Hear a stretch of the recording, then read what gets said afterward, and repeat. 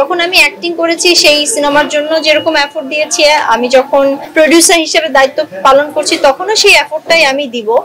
সারা দেশ থেকে কেমন সাড়া পাচ্ছেন, আর কয়েকটা হলে মুক্তি পেয়েছে এটা যদি আরো হলে তো মুক্তি পেয়েছে, অলরেডি লিস্ট আমরা শেয়ার করেছি। সারা দেশ থেকে আসলে আমার কাছে মনে হয় যে সাড়া পেতে তো একটু সময় লাগবে, তো বাট এখন পর্যন্ত মাল্টিপ্লেক্স গুলোতে বা অনেকগুলো হল থেকে আমরা ভালো সাড়া পেয়েছি, সবাই পছন্দ করছে, স্পেশালি স্টুডেন্টরা পছন্দ করছে, এটা আমাদের বড় প্রাপ্তি।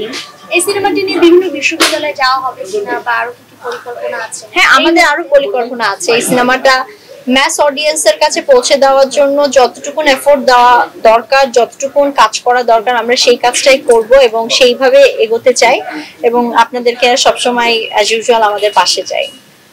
আপনি প্রোডিউসার নাকি ডিরেক্টর নাকি রাইটার নাকি আর্টিস্ট, তার চাইতে বড় কথা হচ্ছে আমি যখন একটা কাজের সাথে আমি জড়িত থাকবো, আমার সম্পৃক্ততা থাকবে, তখন সেই কাজের জন্য যতটুকুন এফোর্ট দেওয়া সেটা আমি দেব।